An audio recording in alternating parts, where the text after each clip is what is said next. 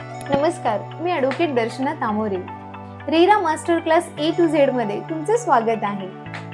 RERA master क्लासच्या विशेष भागात आज आपण पाहणार आहोत रेरा कायद्याची पूर्ण डिक्शनरी. सेक्शन 2 मध्ये अशा बऱ्याचशा डेफिनेशन व्याख्या आहेत ज्या बिल्डर, एजंट आणि घर खरेदीदार या तिघांनाही माहिती असणे खूप गरजेचे आहे अथवा अनिवार्य आहे. आजचा व्हिडिओ हा थोडा मोठा होईल, पण जर हा व्हिडिओ तुम्ही पाहिलात तर पुढे कधीही याचा अर्थ विचारण्याची गरज तुम्हाला पडणार नाही. मित्रांनो, सेक्शन 2 मध्ये खूप साऱ्या व्याख्या आहेत, पण त्या सोप्या जाण्यासाठी आपण त्यांना 4 पार्ट्स मध्ये डिवाइड केलं आहे. पार्ट 1 मध्ये प्रोजेक्टशी संबंधित आपण व्याख्या पाहणार आहोत. पहिली म्हणजे जाहिरात म्हणजेच ॲडव्हर्टाइजमेंट. सेक्शन 2 सबसेक्शन B नुसार जाहिरात म्हणजे केवळ टीव्हीवरची ॲड नाही. जर बिल्डरने सोशल मीडिया पोस्ट केली, व्हॉट्सअप मेसेज केला अथवा साधी पत्रक जरी वाटली तरी ती जाहिरात म्हणून मानली जाते. कायद्यानुसार जाहिरातीत दिलेलं वचन हे बिल्डरला पाळावंच लागतं. उदाहरणार्थ, जर जाहिरातीमध्ये बिल्डरांनी गार्डन दिलं असेल आणि ते प्रत्यक्षात दिलं नाही तर त्यावर तुम्ही क्लेम करू शकता. सेकंड वन कमेन्समेंट सर्टिफिकेट म्हणजे CC. सेक्शन 2 सबसेक्शन M नुसार आपण याला सोप्या भाषेत कामाचा परवाना म्हणूया. महानगरपालिका, नगर परिषद किंवा नियोजन प्राधिकरण जेव्हा बिल्डरला CC देते तेव्हाच तो प्रत्यक्ष बांधकाम सुरू करू शकतो. घर घेताना नेहमी विचारा, तुमच्या प्रोजेक्टचं CC आलं आहे का? थर्ड वन कम्प्लिशन आणि ऑक्युपन्सी सर्टिफिकेट म्हणजे CC आणि OC. सेक्शन 2 सबसेक्शन Q आणि सेक्शन 2 सबसेक्शन ZF नुसार काम पूर्ण झाल्यावर मिळते ते म्हणजे कम्प्लिशन सर्टिफिकेट CC. याचा अर्थ मंजूर नकाशाप्रमाणे इमारत पूर्ण झाली आहे. दुसरं महत्त्वाचं म्हणजे OC ऑक्युपन्सी सर्टिफिकेट. याला आपण भोगवटा प्रमाणपत्र म्हणतो. OC आल्याशिवाय इमारतीमध्ये राहणे कायद्यानुसार चुकीचं आहे. OC म्हणजे इमारत राहण्यासाठी सुरक्षित आहे याचा सरकारी शिक्का. Fourth one real estate project. Section 2 subsection ZN नुसार जेव्हा आपण प्रोजेक्ट म्हणतो तेव्हा त्यात फक्त इमारतच येत नाही, तर जमिनीचा विकास करणं, प्लॉट पाडणं अथवा जुन्या इमारतीचं नूतनीकरण करणं, जिथे विक्री आणि मार्केटिंगचा संबंध येतो, त्या सर्व कामांना रेरानुसार रिअल इस्टेट प्रोजेक्ट म्हटलं जातं.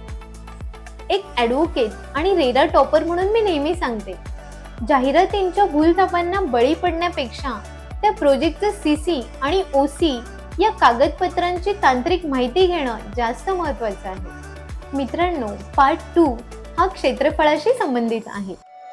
प्रोजेक्टची माहिती झाल्यानंतर सर्वात महत्त्वाचा मुद्दा येतो तो म्हणजे नक्की आपण किती जागा विकत घेतोय. म्हणून ह्याला आपण एरिया ग्रुप म्हणूया. एरिया ग्रुप मधील पहिली व्याख्या म्हणजेच carpet area.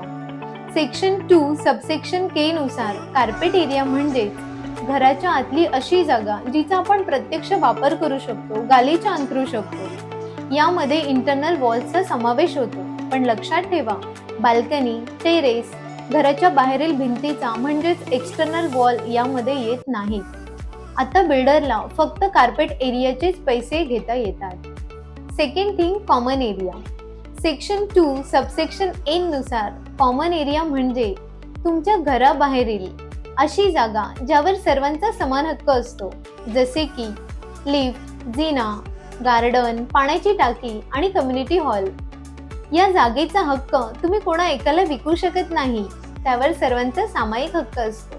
Third one garage. Section 2 subsection Y नुसार ज्या जागेमध्ये 3 बाजूने भिंत आणि वर छत असतं त्यालाच कायद्यानुसार गॅरेज मानलं आहे. मोकळ्या जागेतल्या पार्किंगला गॅरेज म्हणता येत नाही आणि हे समजून घेणं खूप महत्त्वाचं आहे, कारण गॅरेजची विक्री होऊ शकते, पण ओपन पार्किंग हा कॉमन एरियाचा भाग असतो. पार्ट 3 हा व्यक्ती किंवा संस्थेशी संबंधित आहे, म्हणूनच आपण ह्याला पीपल ग्रुप म्हणू शकतो. कायद्यामध्ये कोणकोणत्या व्यक्तींचा संबंध येतो आणि त्यांच्या जबाबदाऱ्या काय आहेत हे या भागात आपण पाहणार आहोत. प्रोजेक्ट ग्रुपमध्ये सगळ्यात पहिली व्याख्या आहे ती म्हणजे प्रमोटर.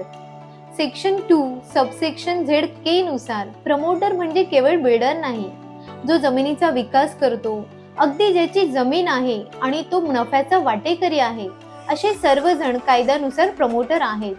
प्रोजेक्टमध्ये काहीही अडचण आली तर हे सर्वजण जबाबदार असतात. Second one, allottee. Section 2 subsection D नुसार अलॉटी म्हणजे तुम्ही म्हणजे खरेदीदार ज्याला फ्लॅट किंवा प्लॉट विकला गेला आहे अथवा हस्तांतर केला आहे. यामध्ये भाडेकरू म्हणजे टेनंट येत नाहीत. यामध्ये फक्त मालक किंवा भावी मालक येतात. Third one, real estate agent. Section 2 subsection Z M नुसार रिअल इस्टेट एजंट म्हणजे खरेदीदार आणि बिल्डर यांना जोडणारा मध्यस्थ. रेरानुसार प्रत्येक एजंटला स्वतःची नोंदणी करणं म्हणजेच रजिस्ट्रेशन करणं अनिवार्य आहे. नोंदणी नसलेल्या एजंटकडून घर घेणं धोक्याचं ठरू शकतं. Fourth one, association of allottee. Section 2 subsection E नुसार जेव्हा 7 पेक्षा जास्त खरेदीदार एकत्र येतात तेव्हा त्यांना सोसायटी अथवा असोसिएशन स्थापन करावी लागते. प्रकल्पाचं व्यवस्थापन पाहण्यासाठी ही संस्था अत्यंत महत्त्वाची असते. मित्रांनो, एरिया असो व व्यक्ती, प्रत्येक शब्दाला रेरामध्ये कायदेशीर वजन आहे. जेव्हा तुम्ही एक अलॉटी म्हणून अग्रीमेंट करता तेव्हा तुम्ही फक्त एक ग्राहक नसून त्या प्रोजेक्टचे स्टेक होल्डर असता. म्हणून या सर्व व्याख्या माहिती असणं हा तुमचा हक्क आहे.